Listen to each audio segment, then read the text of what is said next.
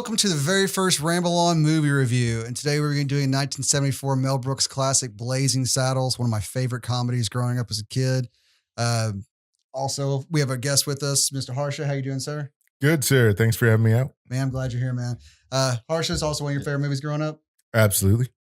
And Mr. Reggie Lincoln, the only one who matters, is with us again. Oh, yeah. How you doing? I'm great, man. And so this was your first time seeing the movie the whole way through, right? Yes. You know, after long nights and everything, I try to watch the movie because I love a good comedy, but it's just I'm always falling asleep. So let's start with this then, man. Your first time seeing this classic movie. Now, I imagine most people who are going to be watching this have seen Blazing Saddles. So what was your first impressions, on your first viewing? Oh, man. Very non-PC. I'll say that. I love it. I love it, man. Is this your first time watching a Mel Brooks flick? I don't think so. I've seen Spaceballs before and, and others. Yeah, I mean, he's good at, genre breaking, or genre spoofing, but this is definitely probably the most culturally relevant movie he's ever made, I think, and arguably. Oh, that's for sure. Oh, I'd say in today's current climate, it's definitely the most thought-provoking of his movies, which, say what you will about Mel Brooks, but this movie said a lot at the time when it came out, and it still says a lot today. I used to always joke that everyone should see this movie for race relations alone. We'd all get along a little bit more if we could, point out the ridiculousness of this thought pattern. I'll say if Blazing Saddles was made this year, it would get totally like people would go crazy over that movie. Well, we watched the movie on Blu-ray, which, we'll talk about that a little bit, how good the Blu-ray looked. But we brought it up over here on HBO Max just so we could have it, on reference. And I started the movie and we got a 3-minute long expose that basically gave the plot away to explain, don't worry, all the racist things you're going to see are they're going to be okay. He's going to win over the white folk in the end. And, it was a different time. And don't worry, it was written by a black man too. So don't be triggered. Fuck me, man. Like, what kind of modelly coddling bullshit was that? It would have been nice if there was a skip option. For sure. Fucking hell, mate. But there wasn't. So we watched it. No. All right. I don't feel any better about it. No. All right. So the lead role, Sheriff Bart, we all know was played by the Tony Award winning Cleavon Little, who's, stage and television. It was kind of one of his first. Was this his first television role? I think it was his first big screen role. I think he had been doing television before that, and that's why he was considered. But yeah, you're right. I think he was mainly known for his work on the stage. Yeah, our notes over here. He said Gene Wilder had said that he would gave him some pointers on acting in front of a camera. So we didn't see him a lot on film after this too. I again watched an interview with him, and he was discussing why he hadn't gotten many roles after that point, and he was going back to doing theater and stuff, and he himself really couldn't explain it. He mentioned the race thing. He's like, I don't want to blame it on race. There's plenty of good black actors out there and things like that. But he also kind of made a point to say that a lot of the black actors that were working at the time, because this was in the 80s, were a lot of the comedians and stuff like that, Eddie Murphy's and Richard Pryor. And he's like, we're meanwhile, something he commented on, something we were talking about earlier about, the best person for the role. He was, kind of complaining a little bit about that, about how, maybe the best person doesn't always get the role, the Samuel L. Jackson or the James Earl Joneses of the world. Maybe they're getting passed over sometimes and things like that. It was an interesting take. You could see he was definitely a little disappointed with,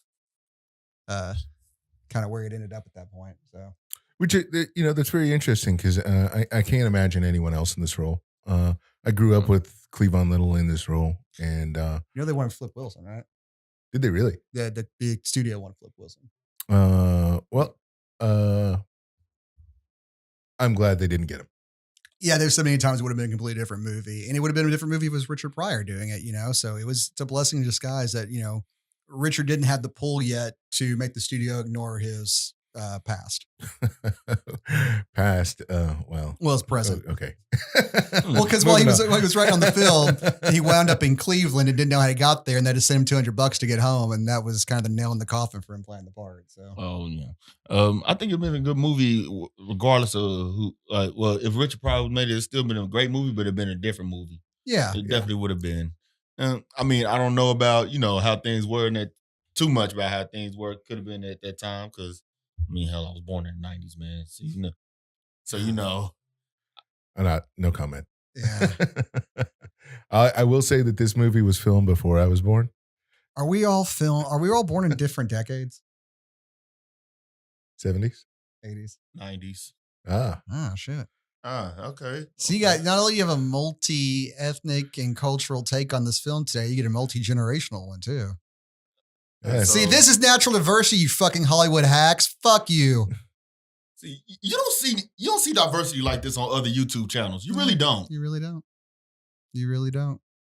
So if y'all want to see true diversity, subscribe to this.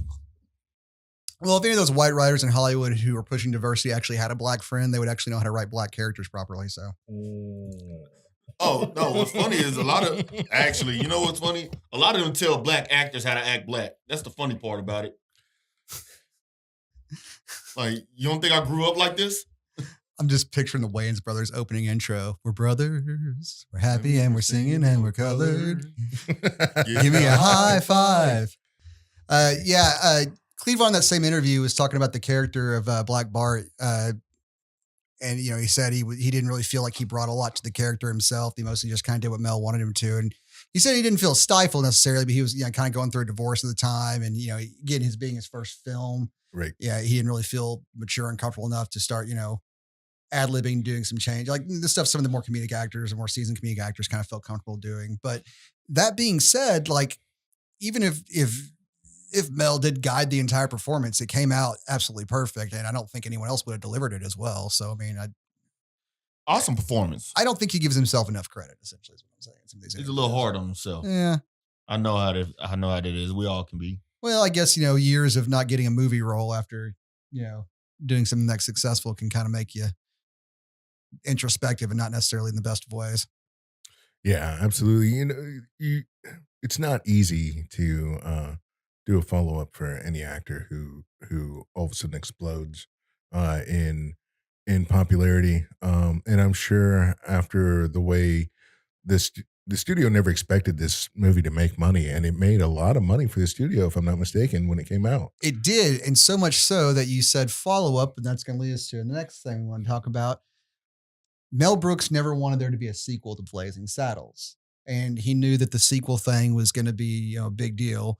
And he wrote in the original contract when they made the movie that they had to do a television show before they tried to make it into a sequel film, try to do a television franchise, because he thought and believed that the material was too dark for television. So if they tried to do it for TV, it would never work.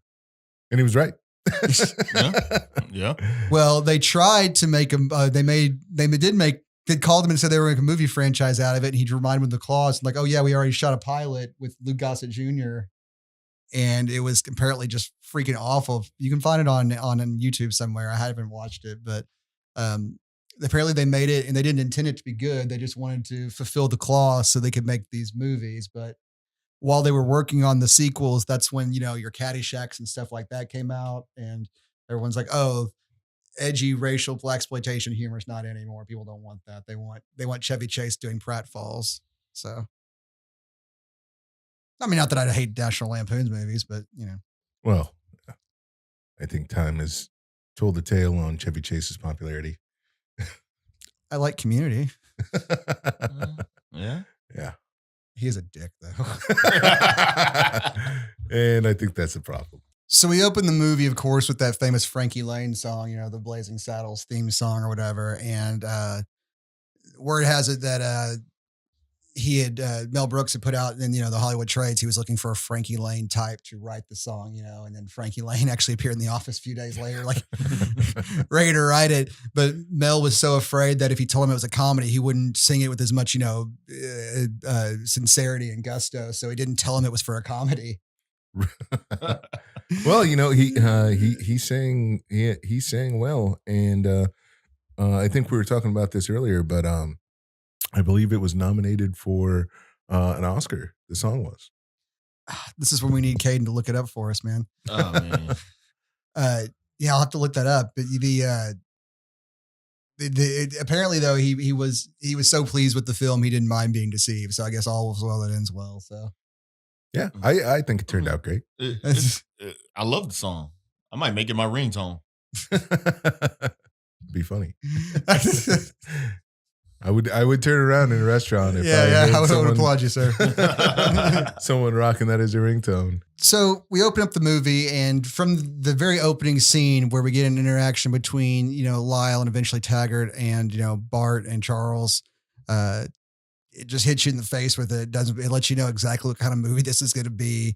Like, we're not even 5 minutes into it and they're already dropping the N-word. And like poor Burton Gillum, that poor redneck smiley ass son of a bitch. And if you see him today, he looks almost exactly the same. He's still slinging cars for a local dealership. That giant grin of his has just pulled his face so taut that he just has a natural facelift that just will never go away. It's like he ingested Joker toxin at some point. But poor Burton Gillum, he's got to be the first one to drop that word in the movie. And apparently he was having a tough time, even saying it to the point where Cleavon Little had to drag him to the side and, tell him it was all right. But he certainly got the hang of it after a while, it seems. So. Well, I think plenty of people got practice during the shooting of this movie to say that word. So we start off and they're singing, what's the song they sing instead of when they ask them for a song? Oh, the hell is that an actual song? Is it? I'm not sure. It's beautiful though. Oh, they did it greatly. Oh yeah, the harmonies, absolutely fantastic. Followed up by the Camptown Races, which kind of looks like how Reggie dances. Yeah. Don't know that one. Don't know that one, huh? You don't know "Swing Low, Sweet Chariot"? No, don't know that. No, I don't know that. But intro Slim Pickens, who kind of gave the show a little bit of credibility because, as Mel Brooks said, you got a bunch of Jewish guys from New York trying to make a Western here. So let's get somebody on the set who's got a little bit of credibility. So in comes Slim Pickens because he's pretty much the only person in the Western Hollywood films who was willing to do this. Because rumor has it he saw John Wayne at the cantina, on the set or right. on the lot. And John was like, I heard you're making a cowboy movie where you say, cram it up your ass or something. And he's like, yeah, I want you to be in it. And he's like, well, I can't say those kind of words, but I'll be the first one in line. So, I mean, I would have loved to have seen John Wayne in that. It's kind of like getting Marcel Marceau for, a silent movie. If you're going to make a movie that's about, being quiet, you get the number one motherfucker in the world, right? Yeah. And I think later on they drop a Randolph Scott joke and it's a little time out of mind, but I actually think Randolph Scott was an old Western actor that was really popular at the time. See, that's one that always flew over my head. Randolph Scott. See, had been a few years later, they could have whipped out like we'd done it for Roy Rogers, Right. That would have landed a little bit further on, Oh, you would have done it for the Duke, Yeah, that was references I did not like. They referenced things that I did not get in there. Like I couldn't catch on to. Well, I mean, with anything like this, you're going to get some dated humor, but for the most part, the meat of what this is about in the social commentary and pointing out the blatant racism of that time in that place, and then how it still translated to the modern era, which was 1974 for them, but it still goes on today. I mean. They were making fun of Westerns and the idyllic Western that showed nothing but, that idyllic 1950s sort of, everything's fucking sunshine and lollipops and, what I mean? Like, yeah, the nasty racism's under the surface, everyone's happy. And yeah, I mean, obviously, if we look back at the popular Westerns that generation really subscribed to at the movie theater, paid good ticket money for. It was an idealized West that was probably not representative of what the actual West was like. Well, no, first of all, I think the reason why the OK Corral shootout is such a big deal is because it was one of the only actual shootouts that happened in the Old West. And Right. then, there's also nary a black face in most of those fucking movies. When some of the best cowboys in history were African American descent. Oh, yeah. Who invented bulldogging? Who was it? What was his name? Puckett? Bill Puckett? Who invented bulldogging? Yeah. Thanks, Cowboy Way. You taught me all the history I needed to know. But you're right. The movie does smack you right across the face right when we start off. I think it's clear that they said it in the 1840s or the 1870s, really to be able to honestly get away with the context of using the language, because honestly, the language used in this movie was not okay in 1974. Not at all. Well, it's kind of like, and I get it's a bigger social issue, but you want to equate to something a little more modern. Take the shit episode of South Park, where it's like the studio or the network wouldn't let them say the word shit. But they're like, no, we're going to say it 100 times. They're like, okay, now you're saying something. Yeah. It's like, no, we're going to say the N word. You can't say the N word. We're going to say it 100 times and make a social commentary on it. Oh, okay. All right. That's got it. I mean, I think Django Unchained got the record for that. Yeah. What do you think has more N words, Django or this? Django for sure. Just Quentin Tarantino after a few drinks. Allegedly. I mean, I love DiCaprio in the role and everything, Yeah. I don't know if he said it more to everybody there, but yeah, I mean, let's just say I relate to certain scenes in that movie. I'll say that for sure. And that's just it. It still remains poignant today. We've had, Richard Pryor, who was a pull no punches, and sometimes pretty angry human being, again, there's a lot of his personal life and, his drug issues and stuff like that. And you had him working with Mel Brooks, a Jewish man in the generation with World War II fresh on their mind, which is obvious in most everything he's ever put out there. Yeah, absolutely. He loves nothing more than to poke fun at the Nazis and make Hitler look ridiculous. And, he said before he wrote this movie a little bit, out of anger towards, bigotry and what's the word here? He's got a quote, but I'm trying to remember paraphrasing, but he was basically just angry at, white pacifism and bigotry and, the hypocrisy of, the Christian right and things of that nature. Because the areas of the Jerry Falwells and things like that, where you've got the send me all your money and, don't do anything bad while, you're doing blowing hookers faster than, Andy Dick on an average Friday. Well, I mean, allegedly. Allegedly. Well, they do take some care. The writers do to skewer that specifically as we move through the movie. I can think of several scenes. Almost every early scene with the townspeople, when they're held as a group and an identity themselves. The townspeople of Rock Ridge gather together in the church. And even when the schoolmarm writes the letter for the town to Governor Lepetame, she describes them in the salutation as we, the white, God-fearing people of Rock Ridge. It's quite clear to me that the writers from Mel Brooks, I'm not sure whose individual contribution it was, but that group of townspeople. It's impossible to tell whose contribution it was. Right? Mm-hmm. It was a group of like 5 or more writers. Yeah. The original script writer, and they said it was basically chaos and people were just screaming over each other to get their points heard. I think together they made a conscious decision to set those scenes inside the church, and really kind of collect the community as a character, even though they have multiple faces. Really, they're all treated as a group, pretty much by all the other characters in the movie. They are rather homogenous now that you think about it, yeah. Because they do represent Well, with the exception of Gene Wilder being the one enlightened one, there, just the not necessarily evil, maybe just dumb and ignorant, racist white folk, They're all named Johnson. Yeah.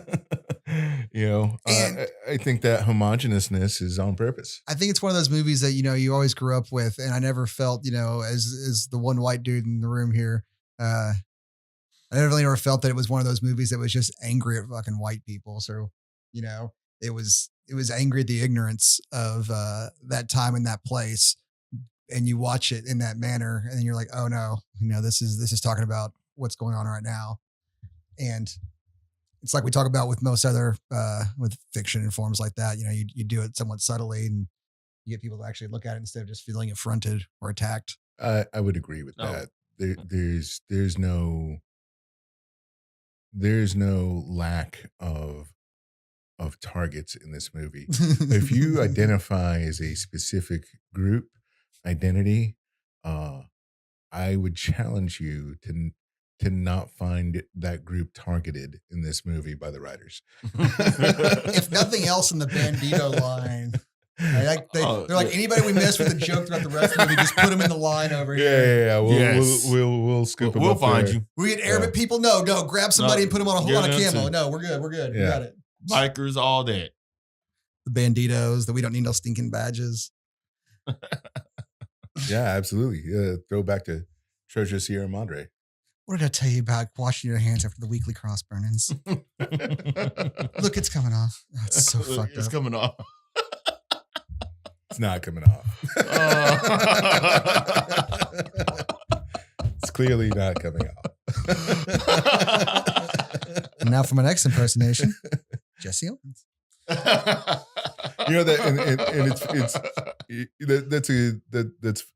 a funny joke. Where the white women at?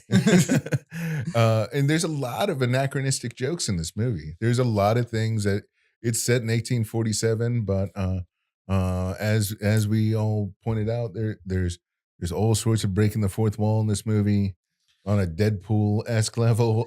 Well, when it comes to that slapstick style of comedy, no one does it better than Mel Brooks. Sorry, I got to sneeze. No, let's all stop for your sneeze, man. Here's the sneeze. Okay. I didn't want to interrupt you. To your sneeze. I didn't want to interrupt you or be rude. So that slapstick style of humor, as far as American movie makers go, Mel Brooks is the best. And I guess you might say Leslie Nielsen is a far second. Well, I mean, now, Monty Python being up there with Mel Brooks, they're just not American. That's why I said American. Had to clarify. There is a certain brand of humor that falls in with the Naked Gun and Police Squad and Airplane. Yeah, that slapstick. Everything goes. Everything's kind of. I hate to use the word surreal, but I mean it's absurdist surreal. I would say it's absurdist. Mm-hmm. That's a good call. Absurdist is definitely how I would describe this. I'm sure there's a real name for it, and real film buffs are out there going, these guys don't know shit. It's called death. Yeah, fuck you guys. Yeah, whatever. That's not Dada. Thank you for watching, though. Watching this, I've seen certain scenes that I can relate to, especially with the campfire and the beans and all that. Like, I thought you were going to say begging German broads. Oh, no, not yet. It's true. Oh, well, I mean, I've been to college and, some women found out it's true. So the end joke, the punchline to that scene that they cut out was Cleavon Little going, I hate to disillusion you, man, but you're sucking on my arm. That's funny. Yeah, that was the one thing they cut. If everything else, he was, because apparently like the producers like pulled him aside. It's like, you can't have an old lady getting punched. You can't have a horse getting punched. You can't say this. You can't say this. Like, oh, yes, sir. Yeah, I'll cut all that out. And then he cut out shit. I was about to say, I'm pretty sure I saw an old lady get punched and oh yeah, no, they didn't cut out. Punched. They didn't cut out anything. that is one thing that stood out to me. Those horses are so well trained to take a punch. Like that, I'm like, wow. I've never seen a man punch a horse and the horse just gets knocked out. Pretty sure that was a stuffed one that got flipped over at one point, though, man. And horses are flying and all that. I'm not gonna lie, I was impressed with the horses. Yeah, I mean, how they got those horses on those trampolines to jump up over the cityscape was I amazing. know, right? They're like, all right, the horses like had to learn how to pole vault. They're holding their teeth, like, you know, just to get some height. But that's a good point. I believe that this movie does a lot of things. It's not just a movie about race. This movie is primarily also About the dream of flying horses. to a degree, because they're lampooning the Western, right? Just like Spaceballs lampooned the space opera, High Anxiety lampooned the Hitchcock movies. Yeah. They poke a lot of fun at the Western genre here, and punching a horse is something that you just didn't see in those Westerns. Well, apparently the punching the horse scene, it was the first fart on in movie history. That's true. And again, it's like with like saying shit. It's like we're not gonna just do it once. We're gonna make a point about it. We're gonna do it over and over again. But apparently the punching scene was actually, and I'm trying to remember the actor. It was based on a true story. And I can't remember the particular actor it was. And God, it's gonna kill me until I remember who it was. It was based on a real story. The guy was out trail riding with his wife, and the horse was being particularly troublesome, and he got pissed off and punched the horse between the eyes, and it dropped the horse. Wow. So apparently the punching the horse out was based on a true story. Oh, wow. And I've got to find out who that was. I'm glad they added I'm glad they added the farting in there. Like, just because it makes so much sense. And all these Westerns, it's like what you brought up to me. All you do is see them drink coffee and eat beans. Well, that's what Mel Brooks says. He's like, all they do in these, he's like, since I was a little kid watching them in the Westerns, all they do is eat giant tins of beans and drink black coffee. Like, I'm surprised they weren't just shitting themselves out of the saddle. Like, how do you consume all of that and not have gas? I don't know. Maybe that's why people had the open end of the stirrup so it could just leak out the back end, you know? Ooh. That's why you don't tuck your jeans in your boots. Ooh. Ooh. That's a mental image I never wanted YouTube. Oh, man. I mean, if you did tuck your jeans in your boots, it would probably just overfill after a while. You're just sloshing with every. Oh. Or makes that. Oh, no. Noise, you know? Like, remember you used to have gack? You put your finger in the little gack tube like that. I'm a suction cup 70s kid. Oh yeah, that's right. You didn't have that. Remember Silly Putty? Oh yeah. Now you're talking. Sid Caesar who did it. Really? Yeah. Mm.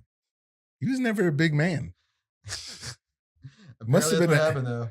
Must have known how to throw a punch. He said when he was younger, he was somewhat physically imposing and a violent man, and reported in his 82 autobiography, "Where Have I Been?"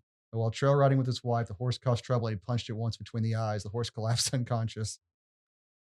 Huh? It was Mel Brooks' his inspiration for the bongo scene, according to him. I mean, he did write on Mel Brooks wrote on the Sid Caesar show, so I mean, it's not like he didn't know that. It makes sense. So, all right, another little trivia thing here.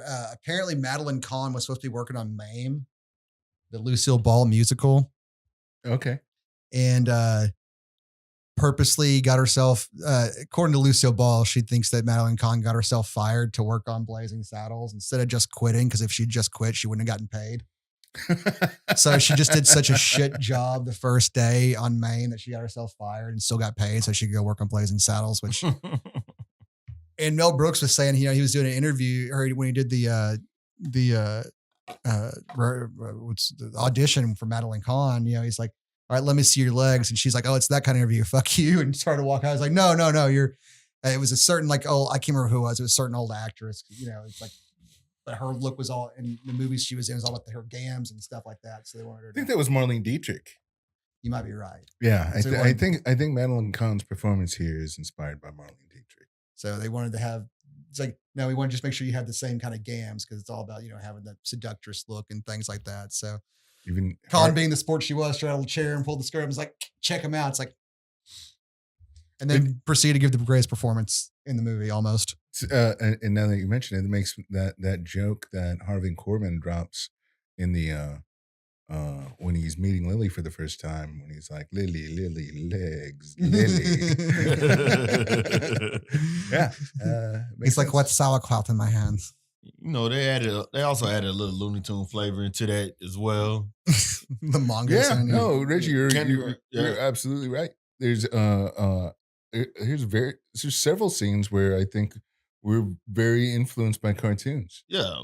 I think that's one of the main influences of this movie as well, is just cartoons, because it's all Hollywood and it's stuff you don't.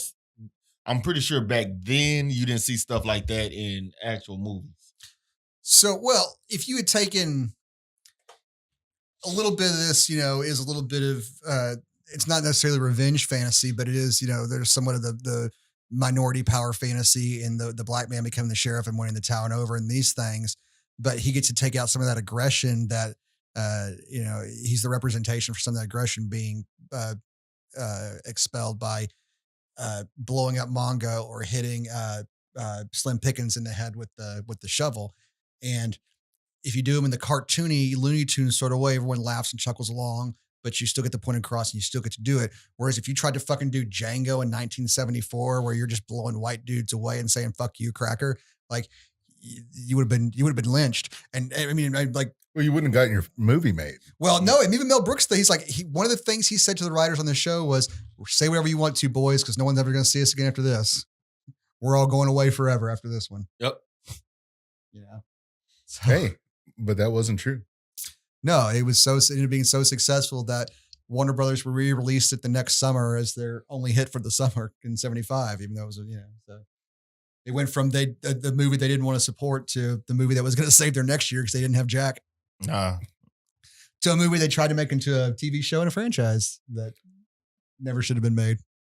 Well, bringing up Warner Brothers is a good point to Reggie too, because I can think of 3 scenes that I can say that I believe I've probably seen in a Warner Brothers cartoon. One, hitting the bad guy with the back of the head with a shovel. I that's as cartoony as you get. Yeah. I'd say I think Hanna-Barbera's had the patent on that one. Who didn't see Cleavon Little as Bugs Bunny when he did Candy Graham for Mongo? Oh yeah, of course. They even played the Looney Tunes. Yeah, and they did. You're right. And then finally, one of my personal favorite scenes in the movie is when the group of banditos that they have all rounded up is heading to Rock Ridge to, I guess, give them the old number 6. That's where we go riding and a whooping. To buy time, they put up a toll gate, and what happens? The banditos stop. They all go through. They all stop at the toll gate, even though there's wide open field on either side. And Slim Pickens turns to the rest of the raiding party and says, "Somebody's got to go back and get an S-load of dimes." Yes. Somebody's got to go back and get a shitload of dimes. Now it's, you know what, man? I think that scene's just perfectly indicative of kind of online, that online Twitter culture at this point in time. You have basically this wide open world of solutions, and you're just so fucking narrow minded that you got to worry about getting through the toll here. Well, I don't think it's inadvisable for anyone who is getting frustrated at something that they see online to take a step back and say, is it really only 2 points of view, or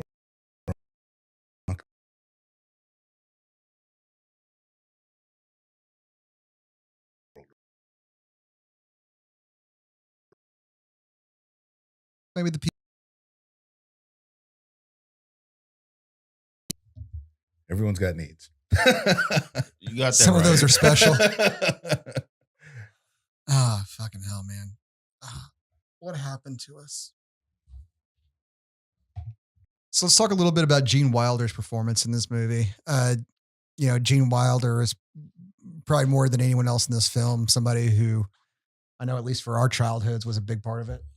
Oh yeah, Charlie and the Chocolate Factory. I mean, I even loved old movies like wasn't Lady in Red? Uh, and then there was all the ones he did with Richard Pryor. Yeah, Silver Streak and Hear No Evil, See No Evil. Yeah, I mean, those are the ones I kind of remember. Gene Wilder was really brilliant as a comedic actor. I'm not sure what people say about working with him. Well, the only person I've ever heard say anything negative about him was Richard Pryor in a drug-fueled interview that I don't think he was serious. I couldn't tell if he was serious or not. If he was didn't they hash that out anyway? I've got no idea. I know Gene said that he wished that he and Richard had been closer off the set, but Richard kind of had his own life and his own thing. I don't think Richard was ever interested in being friends with Gene off the set, even though that they had good chemistry together. Yeah. But he should have called, he called Gene some pretty nasty stuff in that interview, but I think he was kind of high as a kite. You never know what it's like to work with someone until you work with them. Yeah. And he could have been so close that he was going overboard with the ribbing. I don't know. But it just, you know what? They put out great movies together. I'll always appreciate them. But I can only hope that they had as much fun making those movies as I had watching them. You kind of hope that for everyone, right? Yeah. Yeah.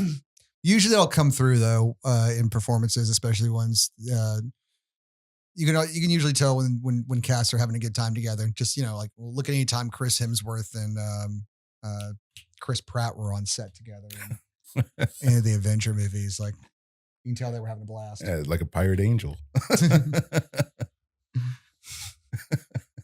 I just like that he went fat for the last one because now I can cosplay as Thor.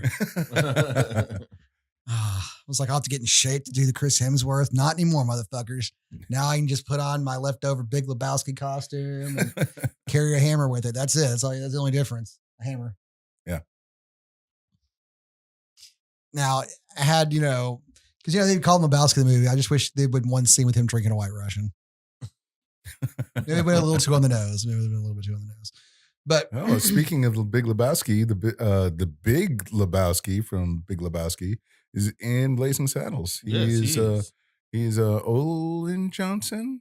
Oh yeah, never mind that shit. It's Mongo. Yeah, Olsen Johnson. Johnson. Olsen Johnson's right about Howard Johnson being right. Yeah, so I've got plenty of friends who, anytime we talk movies, they always want to bring everything back to the Big Lebowski. Hey, this is your chance to do it, guys. Olsen Johnson right here, played by David Huddleston. Is that like, hold on, is 6 degrees of separation between anyone and anything in the Big Lebowski like the Gen X version of the game instead of Kevin Bacon? Kevin Bacon, yeah. It's possible. We can start trying to play that at some point. Well, I would think, because if that's the case, I'm going to say my generation probably would have been Kevin Smith then.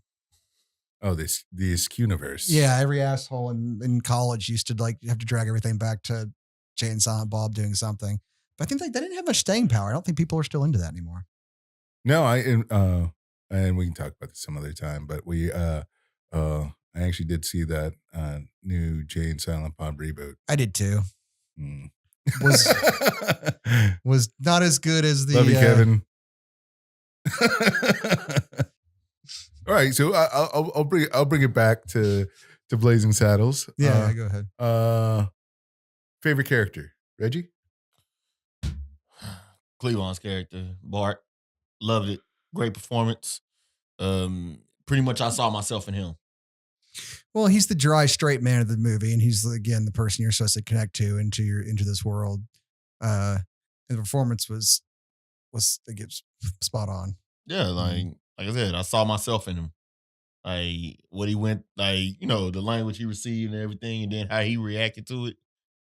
And then, when Gene Wilder was talking to him, and he just busted out laughing.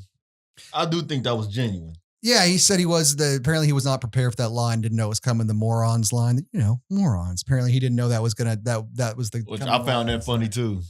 I would say that I found that scene pretty genuine as well. I had my own experience growing up, but the thing that really, and it was probably the most heartfelt scene in the movie from my perspective, because at times when I was growing up, uh, another person reached out to me to help me understand how ridiculous something was that I had taken to heart. Uh, and That's just something that friends do for each other, right? And I don't think it matters what color your skin is or what you identify as sexually or whatever. I think having that friend in your life is something that uh, really crosses uh, every border. Yeah, I agree. I agree because you know, and that's just due to personal experiences. Like I said, I seen my personal experiences in this because I get called a racial slur. I got white friends who'll get more pissed off about it than me. But it wasn't even that Gene got mad at it about No, it for him. He but just they wanted to help me more Yeah. than yeah, he knew what it was, and he just wanted Bart to see for what it was. It's complete stupidity. And you can't change their ignorance. You can try, and he did. I say you can't change their ignorance. That was kind of his point. That's what he said. You can't change, and he certainly did try, and he certainly did overcome. But that was the good message of this movie. Sometimes it works out, sometimes it doesn't. There's certainly those of us who are stuck in our ways. But sorry, I mean to look meaningfully at you when I said that. Sorry, our format for this film is not going to be one where we sit there and hit beat for the whole movie because you've seen the movie. You don't need us to run through the plot points of the movie. So I'm sorry if that's what you were expecting. It was a rundown of every single scene because that's not going to happen. We had Reggie's first time viewing it, and I wanted to get his point of view on everything.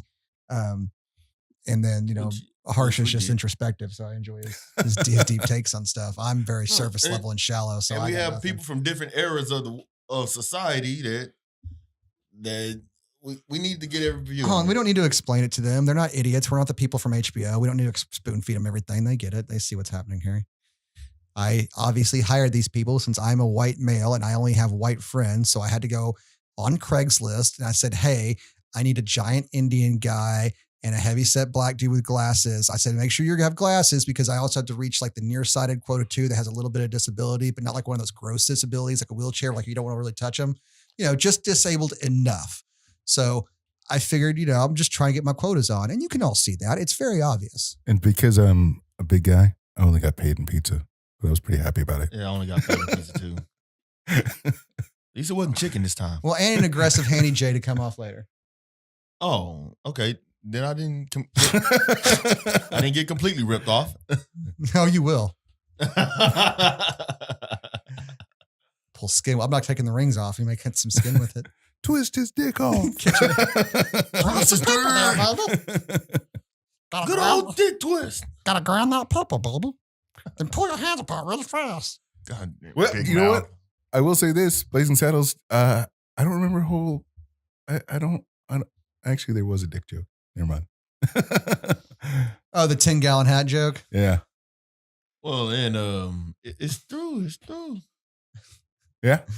That's it. It's enormous Stücke. All right. That was Young Frankenstein. I'm getting confused. Do you have a favorite gag from the movie? I can't decide right now. I have a favorite line, and that is Mongo only pawn in Game of Life. Like that is such an understated and beautiful fucking line. Like, it is. It's the one line that more than any other line in the movie I can certainly relate to. It's like what's perceived as the special needs character said probably the smartest line in the whole movie. Which is funny because, you would expect with Richard Pryor being one of the writers that Richard Pryor spent a lot of time writing a lot of the racial jokes, but apparently he wrote most of the stuff for Mongo, if not all the stuff for Mongo. So Richard Pryor just apparently absolutely loved it. It's fantastic. Yeah, I loved Mongo. Like what else is Alex carry? I mean, other than being the football player, was Webster and was that it? I don't know him from anything else besides the Detroit Lions, defensive tackle. I don't know. He was on Web. He was the dad on Webster. Yeah. He grew a mustache for that, though. Yes, he had the mustache on that. Let me see. So yeah, there he is, looking with the mustache, the Webster mustache. Did you ever watch Webster? No, I did not. He's not old enough. This movie, though, went over the top in so many ways, and we don't really need to discuss the slapstick jokes in here. I mean, obviously busting out the set at the very end, kind of like, again, the Monty Python ending where, the Holy Grail ending where it just ends with everyone being arrested instead of the actual. They ran out of money on the Holy Grail, though, but I'm pretty sure Mel Gibson friend did not run out of money. No, because I guarantee that shot took a lot. Getting the whole lot cleared out for the getting the mobs of people storming through and stuff. Can we talk about a pie fight? They snuck a pie fight into this movie, which I can't remember the last time I saw a pie fight in a movie. Yeah, no, only Looney Tunes, but it's a Warner Brothers film, so I guess. Well, there was a food fight, in Animal House a couple years later, but I mean, it's true. This does predate that. That was it. The movie stands the test of time because the issues have always been there. I mean, like a certain level of xenophobia has probably existed in humanity throughout all time. Oh yeah. Since the first tribe realized that there's another tribe on the other side of the valley. What was it that they said on Venture Brothers, the Hunter S. Thompson character? It's like, the second God crapped out the third caveman. A conspiracy was hatched against one of them. Yeah. It's true. We're very fearful people, and we were very afraid that we just want to be hurt, and so we're always scared of the thing we don't know, and that thing we don't know is usually like the immigrant or the person next door that doesn't share the same culture, religion, skin color, whatever. And when you allow those things to get ingrained to the point where they become part of the society, you get this, this old West where people were just, up yours inward in the middle of the road here. And, getting this tackled in such a hilarious way, and being so hilarious makes it so accessible. Even Gene Wilder, it's like, they punch racism in the face, but they made you laugh at the same time. Yeah, written by one of those brilliant black comedians of all time. And, one of the most brilliant Jewish comedians of all time, who was a man who, lived in the wake of World War II and the horror of the Holocaust. And so these are people who really knew something about being, having that feeling of being oppressed, or have that feeling of being,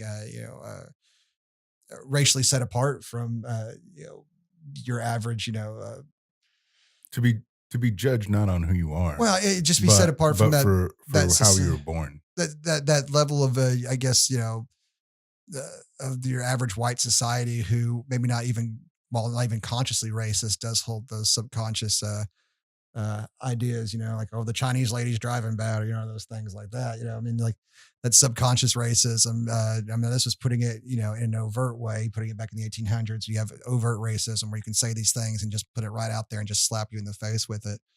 But in doing and showing how ridiculous these people are, you're like, oh, that's funny. These people are ridiculous. Oh crap, I do a little bit of that. Maybe when my friends are, maybe when my black friends aren't around, I might say an end joke with my white friends only here, but again, making the pointing out these things in a way that makes you laugh and makes them accessible and doesn't make you just feel like a complete piece of shit the entire time.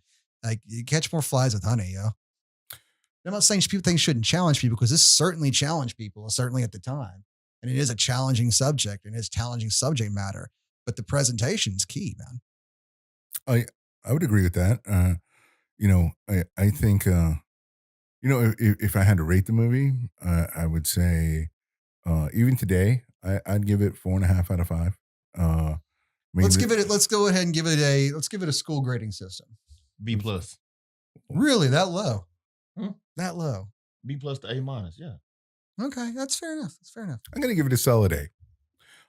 And my thoughts are this on why it deserves an A. One, it was clearly out of people's comfort zones when it came out, and it challenged a lot of things. I think it probably says a lot about us that 45 years later, a lot of these issues still have not been resolved in society. We've just gotten really good at bottling it up. Yeah, And, you're even and worse about it because now you won't talk about it. yeah, and then letting it build up and seethe. I think watching it today is probably good for some people. I mean, it's probably. I hesitate to recommend watching it with the kids, but 13 and up. At some point, 13 and up. I don't know that this is a bad film to watch and have a conversation about with your family about some of the things that really get touched on through the lens of humor here. You know what? I would much rather sit down and have a conversation with my kids about race while watching this than Roots. Yeah. Not that I don't love Jordy, but I might have to watch that with my kid. what, Roots? Yeah. Just put on Reading Rainbow and tell them it's the same thing. You know, I don't know that that's fair, but because it's not. Unfortunately, that's a subject I'm going to have to talk with my kid about for like at a really early age. Unfortunately, too, because the saddest thing is, people will still raise their kids how from their viewpoint to think their way. I actually grew up like starting out in school, the only black kid in class, and I was kind of a victim of bullying. Oh, really? Yeah, there's stuff that's where you grew your love for the Cranberries. Yeah. Hanging out with white folk all the time. Well, I didn't hang out with anybody. The dude doesn't mean Ace of Base at karaoke. Like when he sings, I see the sign. I can empathize with Reggie though. I grew up in an urban area up until I was about 10, and then my parents, my dad took a job in a very rural setting, and I came home from my first day of school in this very homogenized town. And my mom asked me like, "You look kind of strange after your first day. What? Something wrong?" Well, I think everyone was out sick today. She was like, "Why do you say that?" I was like, "Because there was only white people in school today." So I kind of get that. Like, you, it, it's a it's a unique movie. I don't think a lot of other movies I've seen really try to, especially in the comedy format, Yeah. try and address a lot of these issues. And like I said, I think if it's a good way to start a conversation with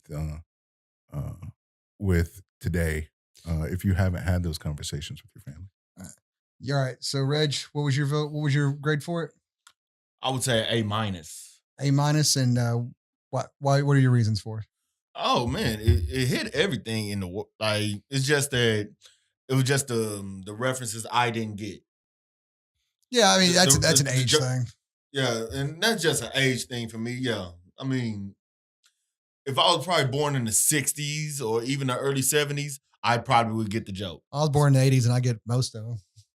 Yeah, hey, even I was born in the '70s, and there's still a couple that I think we looked up today. Randolph Scott was one of them. Randolph Scott was one that I had to go look up. So, as far as how we were talking about this in the cultural issues, do you think that this movie is one that makes a valid point about racial tensions? And very valid.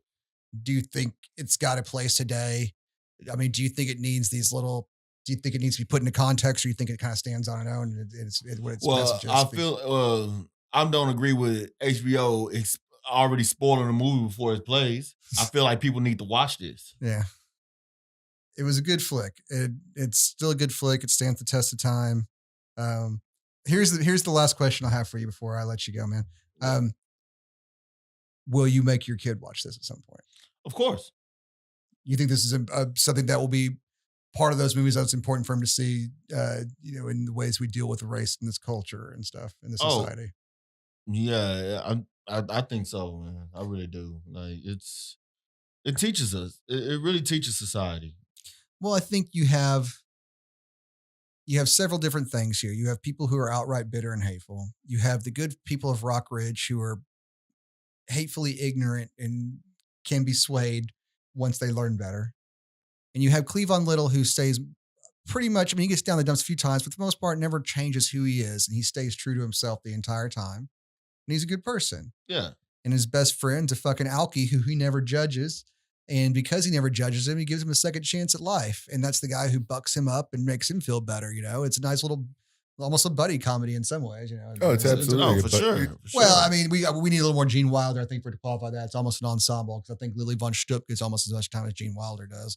But I mean, Harvey Korman may get more time than anybody else does. Well, and you know, we didn't really touch on that, but Harvey Korman performance here, while he did not get his best supporting nod, I thought it was a great performance. Better than his appearance in the Star Wars Holiday Special. But yeah, and but Madeline Kahn did get a best supporting actress nod for this.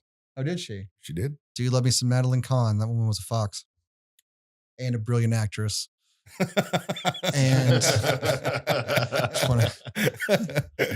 these are not the droids you're looking for. I did not sexualize anyone. Yeah, you can't say people are attractive now because apparently that's wrong. Unless you're, you know what? Unless you're somewhere else on the sexuality scale other than straight. You know what? I bet. I'm still gonna say who's attractive and who's not. Yeah, I've had to cut out so many comments about you talking about girls' butts. I bet Madeline Kahn at no point in her life was sad about someone calling her Foxy. Beautiful woman. Guys, thank you so much for joining us on this first movie review. Hopefully you enjoyed it. It probably was not what you're really used to as far as movie review goes. We didn't really talk about, behind the scenes director stuff. I mean, this was mostly about the social impact of this movie. We are going to do some more movies. They'll be a little more fun, be a little bit lighter. But I hope you really enjoyed this. Blazing Saddles is one of my favorite movies of all time. I give it a solid A as well, just like you, because of the fact that the social commentary has aged so well. We watched it on Blu-ray. It looked, except for a couple of shots in Madeline Kahn's dressing room that were a little grainy. The transition in Blu-ray looks absolutely fantastic. Go get it. Go get a hard copy of it so you don't have to watch HBO's fucking lecture. Guys, thank you so much for being here again. We really appreciate it. Harsha, man, thanks for coming out. Hey, smash that like. Don't forget to subscribe. Don't say that. Don't say smash. We're not douches. Do like, do subscribe, do share this. And again, as you can say smash that like, can you? Oh no, it's kind of douchey. Oh, come on. It's kind of douchey and stereotypical. Depress that like. Well, I mean, stereotypically talking, it works, right? You can just say hit the like button or press the like button. Just if you like it, hit the little thumb that goes like this, not the one that goes like this. All right, just pretend like you're Caesar and we are nothing but your humble gladiators that are going to die before you. And just please give us the thumbs up and spare us for another day. That's all we ask of you.